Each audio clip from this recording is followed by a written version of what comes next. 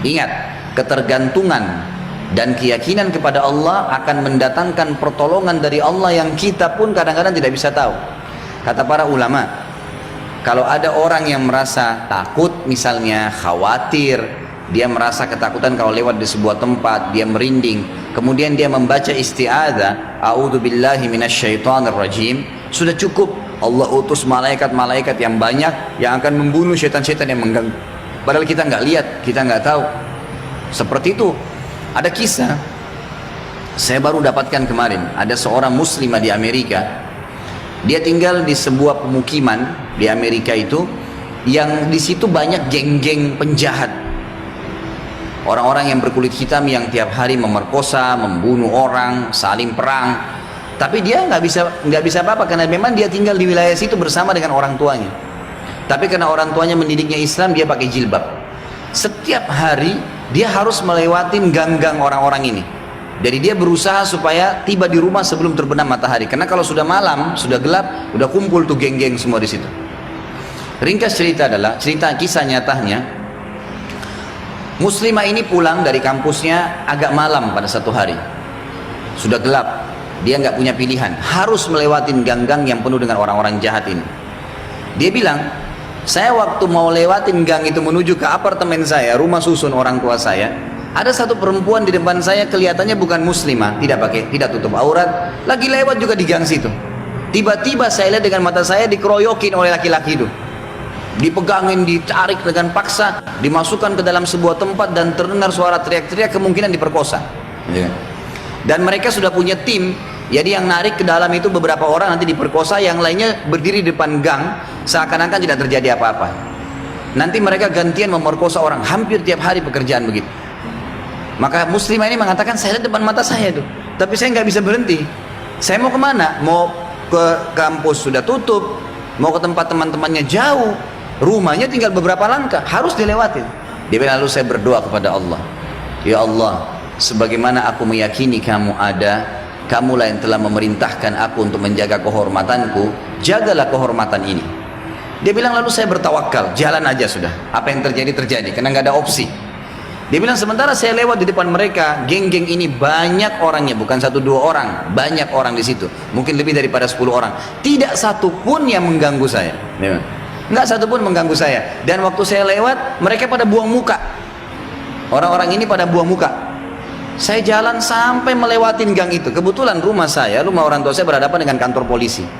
Lalu saya datang kantor polisi itu, lalu saya berkata, tadi ada kejadian begini, ada perempuan diperkosa di sebelah sana. Polisi pun akhirnya menerima laporan tersebut, lalu memeriksa, kena dekat, betul terbukti ditangkap, masih ada perempuan tadi dan memang diperkosa. Hanya ditangkap semua di penjahat-penjahat nih.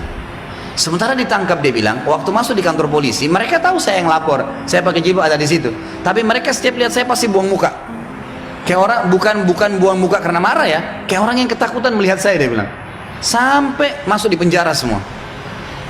Sudah terungkap masalah itu, dia bilang, saya penasaran. Saya bilang sama polisi setelah itu, bisa nggak saya sebelum pulang, saya mau temuin penjahat-penjahat itu. Kata polisi, silahkan. Datang ke sana, dikawal, dia datang, dia tanya. Waktu dia bilang, saya masuk ke penjara, semuanya pada tunduk, gak ada yang berani lihat saya. Saya jadi bingung, ada apa sebenarnya, gitu kan. Saya seorang wanita cuma pakai jilbab. Ini penjahat-penjahat terkenal tiap hari perkosa orang, tiap hari bunuh orang, nggak ada yang ditakutin, gitu kan. Maka saya bertanya, saya mau tanya, saya yang melaporin kalian, gitu kan. Maka semuanya ada satu orang yang menjawab mengatakan, kami tahu kalau kamu yang melaporin, gitu kan. Terus kata si perempuan ini, kalian tidak marah dengan saya? Karena ini nanti ke depannya siapa tahu mereka lepas dendam. Nggak ada yang nyaut, diam aja semuanya. Terus dia bilang, saya mau tanya, kenapa waktu saya lewat tidak ada di antara kalian yang mengganggu saya? Saya ingin tahu apa sebabnya. Ada satu orang, dia tidak angkat matanya ke arah perempuan, cuma dia tunduk, dia mengatakan, dari tadi, dari anda lewatin gang sampai sekarang, di belakang anda banyak orang yang menggunakan baju-baju putih yang menemani anda, dan badannya besar-besar, kami takut. Perempuan ini bilang, saya tiba-tiba gemetar, hampir jatuh, kaget dengan informasi itu. Tapi itu kisah nyata, gitu kan? Kisah nyata. Dia bilang pun, kalau begitu baiklah. Dia keluar, lalu dia ceritakan kepada keluarganya. Tapi apa yang kita ambil pelajaran dari kisah ini? Keyakinan kepada Allah Subhanahu Wa Taala mendatangkan pertolongan yang memang tidak masuk di akal manusia, tidak masuk di akal manusia. Gak bisa, susah untuk dihubungkan itu. Berapa banyak orang yang sakit, ada seorang wanita yang datang dari Jerman divonis oleh dokter kanker payudara, semoga Allah selamatkan ibu-ibu dari situ. Itu divonis oleh dokter, ini sudah nggak bisa, sudah sangat ganas, dan ini menurut medis kalau tidak salah itu kisahnya tinggal 2 minggu umurnya. Maka dia bilang sama suaminya, muslimah kebetulan dan muslim suaminya, tapi tinggal di Jerman.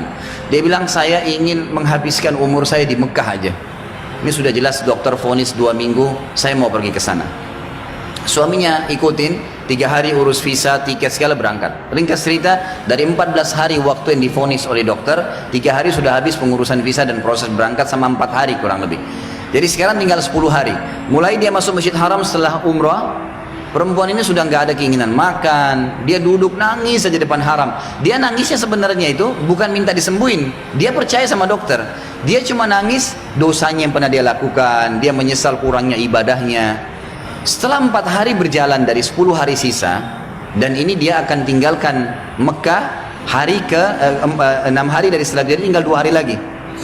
Dia pun didatangi oleh salah satu marbot masjid, wanita muslimah pakai cadar. Di Masjid Haram memang ada petugas-petugas wanita ngatur saf pakai cadar, dekatin dia, tanya dalam bahasa Inggris, kamu siapa, cerita, kenalan lah. Kemudian diceritakanlah kisah dia. Si muslimah marbot masjid ini yang umurnya masih sangat muda tersenyum lalu berkata, wahai saudariku, kenapa kau begitu yakin dengan vonis dokter? Bukankah ada orang yang sehat juga mati? Bukankah juga ada orang yang sakit mati? Kalau ajal sudah datang, Allah SWT panggil pasti mati. Kamu ikhtiar apapun tetap sama. Tapi dalam agama kita dianjurkan ikhtiar. Coba di sini di Masjid Haram, selain doa yang kamu lakukan, kamu bisa minta disembuhkan, ada air Zam-Zam yang dijanjikan oleh Nabi SAW sebagaimana sabdanya, Zam-Zam liman syuribalah, Zam-Zam sesuai dengan niat orang yang meminumnya. Kenapa kau tidak coba minum Zam-Zam itu, berdoa sama Allah? Kata perempuan ini, saya seperti baru dapat air segar yang sudah dari dalam keadaan saya luar biasa hausnya, bingungnya, nggak tahu harus ambil langkah apa. Dia bilang, baiklah kalau gitu. Dia bilang mulai semenjak itu dia minta sama suaminya ditunda beberapa hari pemberangkatan sampai hari ke-13 lah dari 14 hari itu. Dia bilang tiap hari saya cuma minum Zam-Zam, nggak makan, nggak minum yang lain, tiap hari sambil berdoa kepada Allah Subhanahu Wa Taala. Pasrah udah, apa yang terjadi sudah berdoa sama Allah. Hari ke-13 dari 14 hari itu dia pulang ke Jerman. Dari bandara langsung ke tempat dokter, telepon dokternya, dokternya sudah siapin ruangan ICU, mau dicek segala macam dan seterusnya. Begitu tiba di sana, dicek, difoto, dokternya kaget. Hilang semua, kanker itu hilang total, nggak ada sama sekali. Lalu kemudian dokternya didudukin dia sama suaminya, dia tanya, Anda ini selama 2 minggu kemana saja? Orang ini Nasrani, Katolik dokternya. Dan kebetulan dokter ini sudah lama mau masuk Islam. Hikmah-hikmah yang luar biasa terjadi. Maka dia mengatakan, dari mana Anda selama 2 minggu, berobat ke siapa, dokter siapa, obat apa yang diminum? Dia bilang tidak ada, kami seorang muslim dan kami berangkat ke Mekah, saya minum air Zam-Zam gitu kan. Dan saya berdoa sama Tuhan saya untuk disembuhkan. Kata dia, selamat, kanker ini belum pernah dalam sejarah dokter bisa sembuh, tapi ini hilang sama akar-akarnya gitu kan. Si perempuan tersebut menangis, suaminya menangis, bersyukur sama Allah. Yang anehnya, yang luar biasa pada saat itu si dokter mengatakan, Bapak Ibu perlu tahu, dikeluarin Quran terjemahan dalam bahasa Jerman dari lacinya. Dia bilang, saya sudah pelajari Islam 10 tahun. Saya ingin mencari sesuatu yang menyentuh hati saya supaya saya mau ngandut Islam. Tapi belum ada sesuatu yang berat. Tapi kejadian ini karena bidangnya dia tahu, dia spesialis kanker payudara. Dia mengatakan ini ya sudah cukup membuat saya syahadat. Maka dia syahadat lagi. Maka kita bisa lihat bagaimana keyakinan yang sedang kita bahas ini bukan main-main. Ini cuma contoh sebagian kecil ya. Terlalu banyak contoh yang seperti ini, terlalu banyak keajaiban-keajaiban yang luar biasa.